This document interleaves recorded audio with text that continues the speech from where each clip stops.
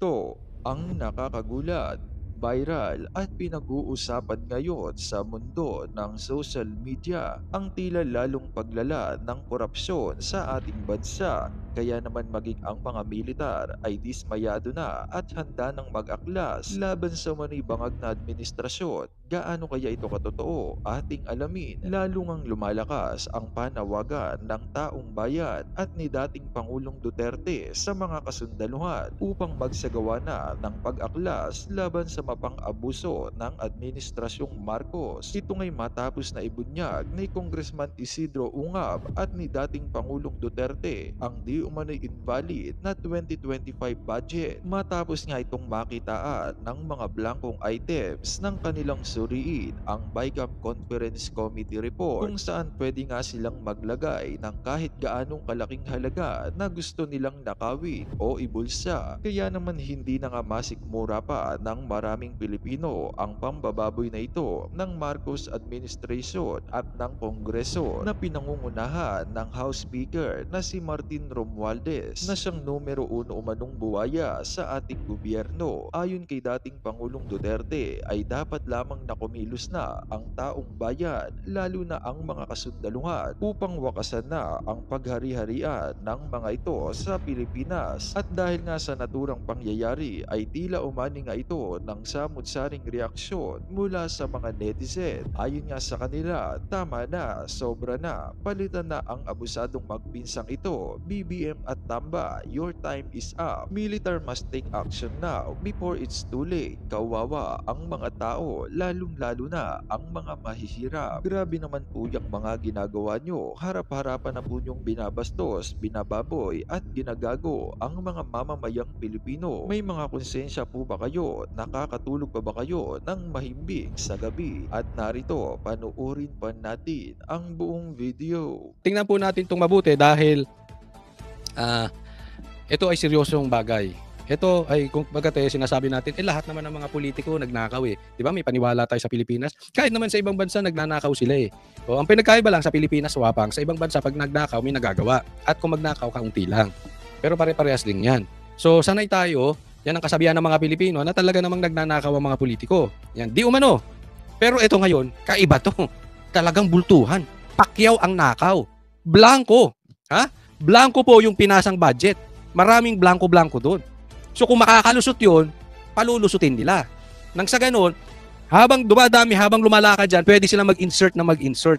Diyan nagalit ngayon si PRRD. At hindi na po natin sisimulan sa pinakauna dahil mahaba po ito.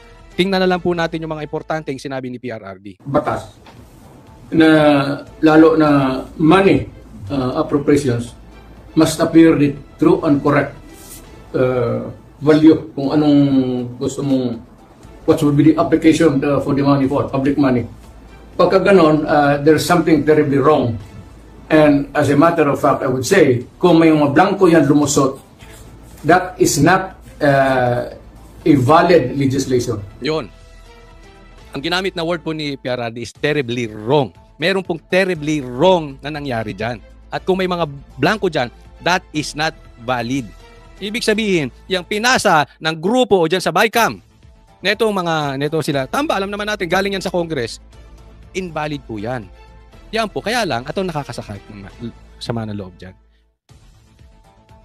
Nagpasa sila ng blanco. Tapos, may mga pumirma dyan. Dapat makasuhan, para sa akin, makasuhan din yung mga pumirma dyan. At ito, ay dinalagay pa sa presidente.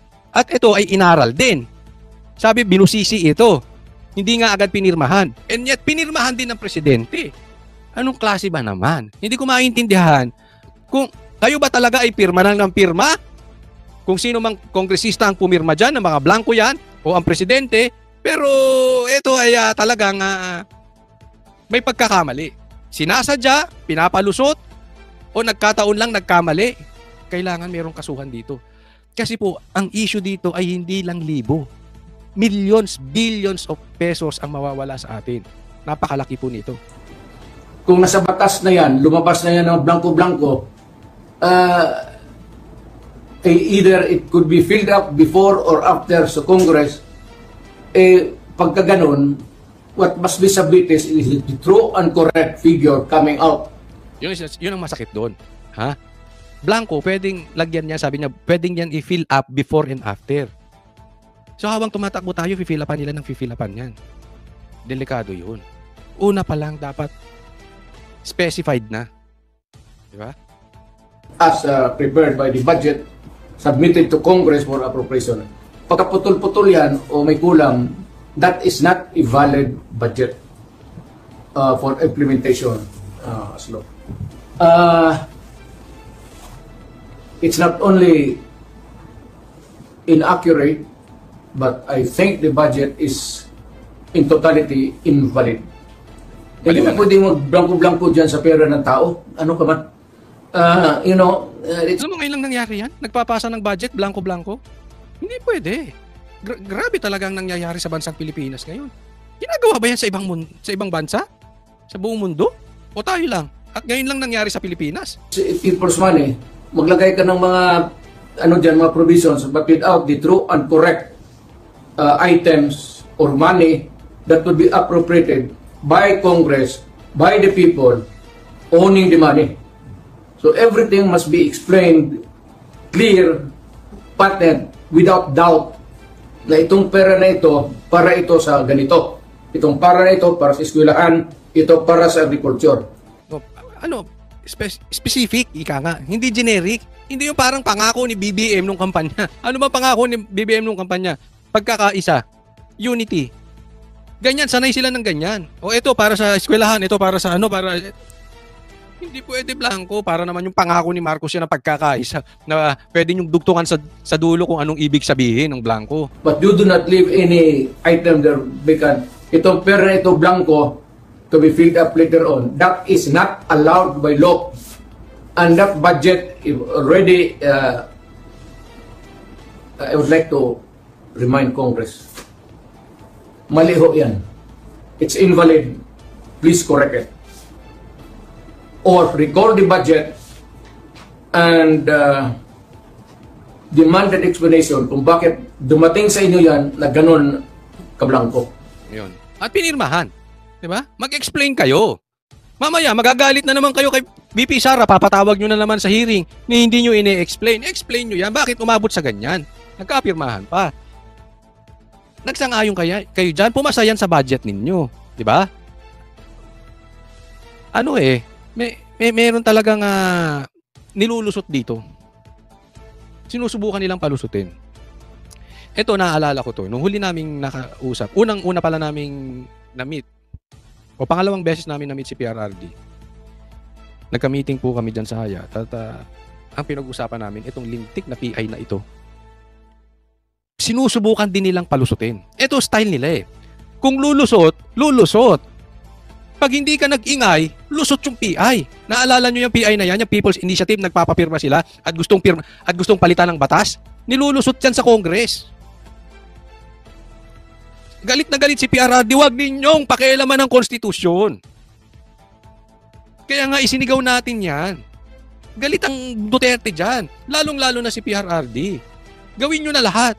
Parang yan ang parang yan ang Ten Commandments, yung konstitusyon, yan ang Biblia, parang yan tayo eh.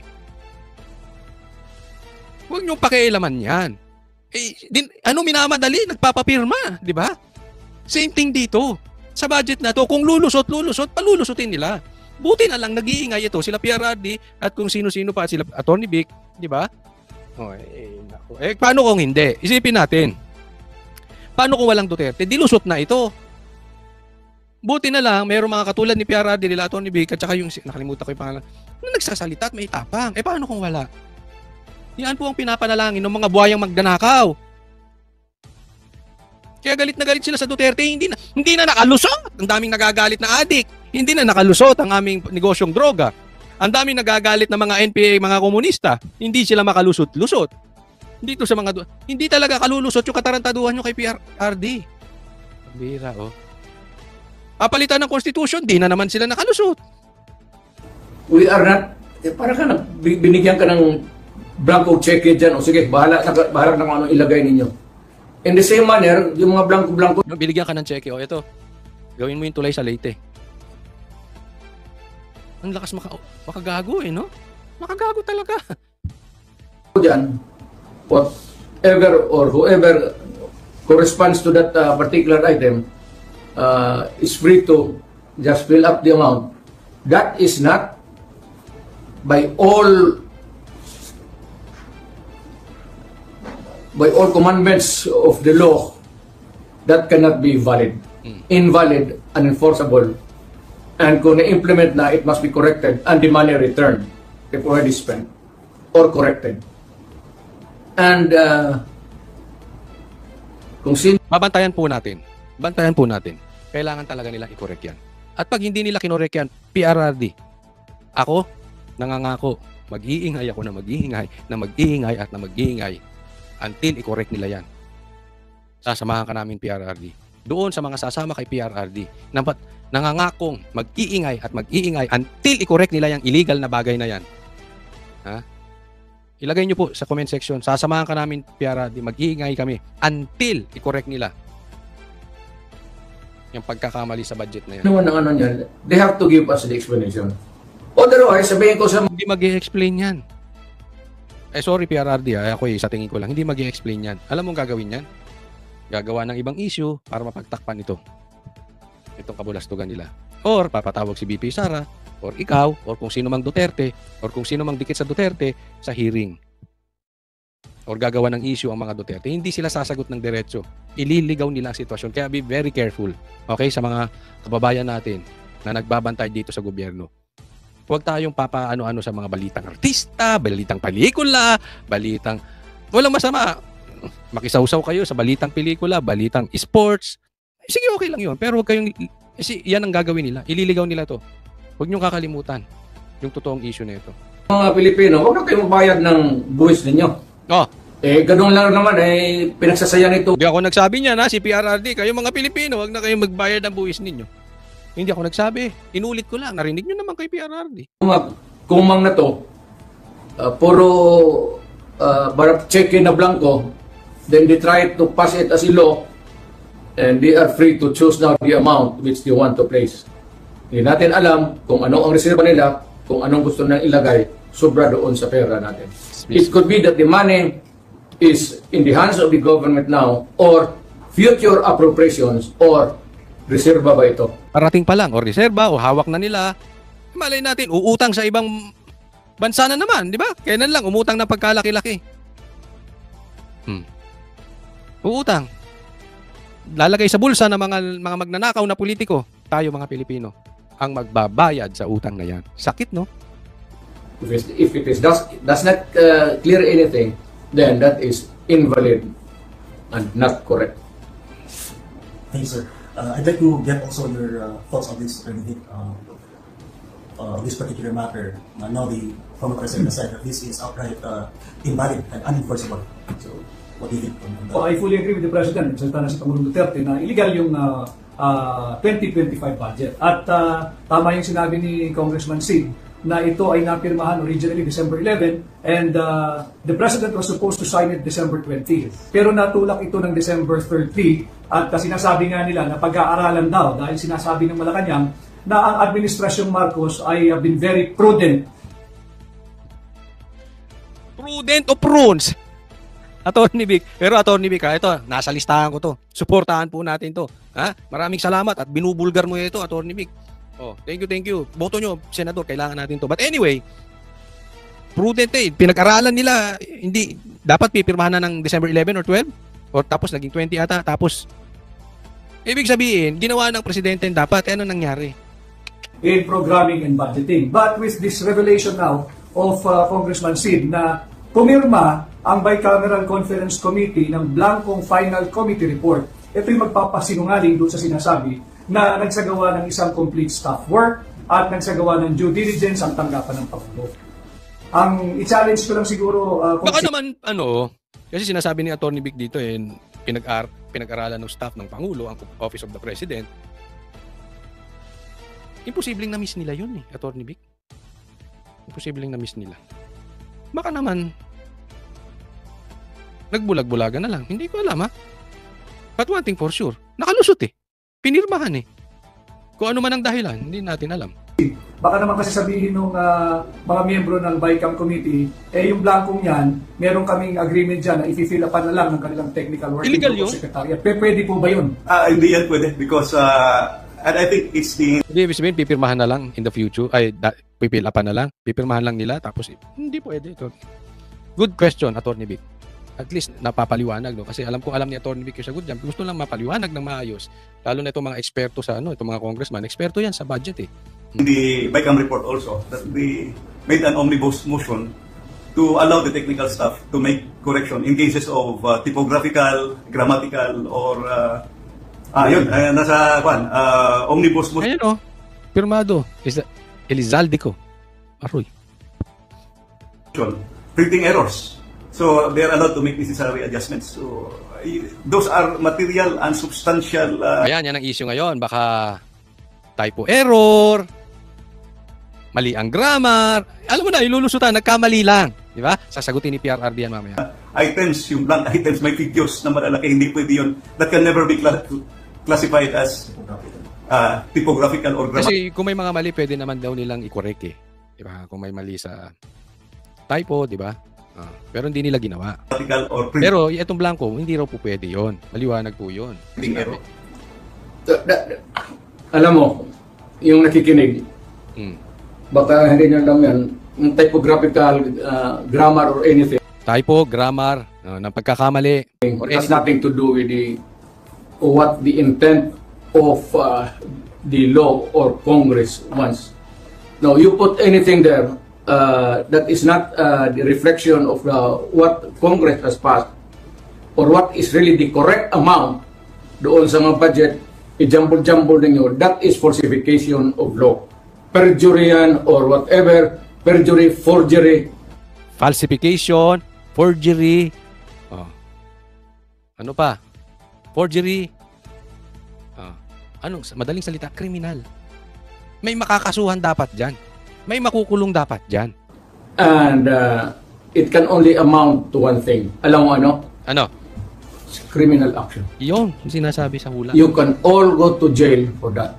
Dapat, salute to you PRRD. Dapat meron talagang makulong dyan. Kasi yung intent of the law or yung intention, ano ba yung intention ng budget? Lumalabas dito, yung ginawa nilang yan, ang intention dyan, ilusot. Diba? Hindi yan nakaligtaan or may typo error. Blanco eh.